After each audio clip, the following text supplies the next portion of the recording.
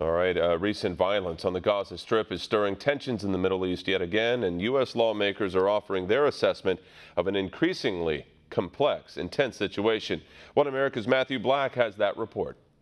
Protests on the Gaza Strip prompted backlash from President Erdogan of Turkey on Wednesday, who condemned the violence and slammed the United Nations.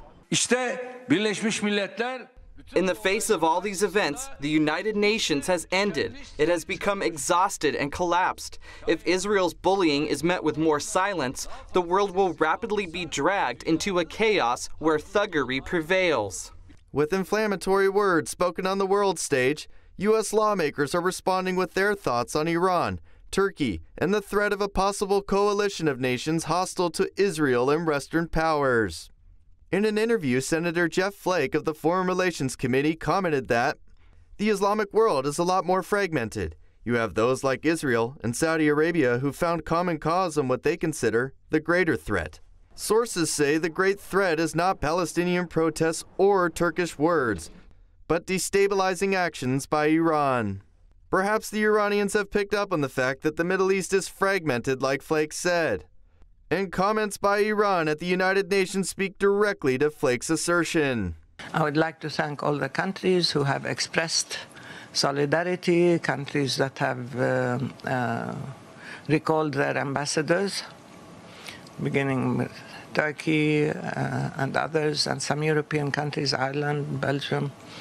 There are countries that are not easily intimidated by the U.S.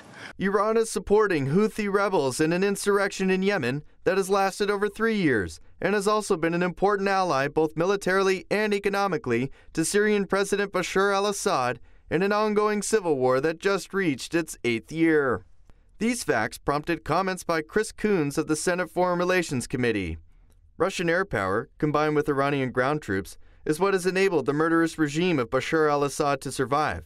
And I think it is Israel's determination to send a strong signal to Iran that I hope they will heed.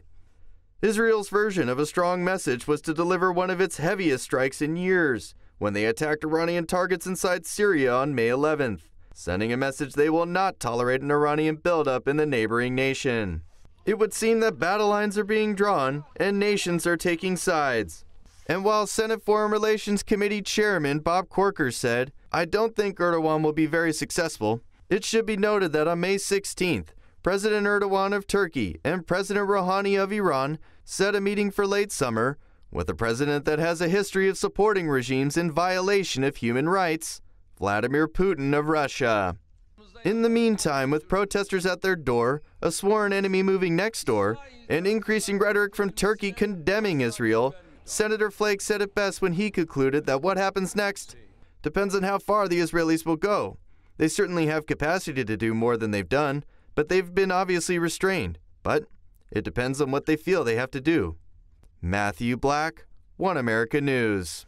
We can use your help. Call your cable provider and kindly demand that One America News is added to your lineup. Call today.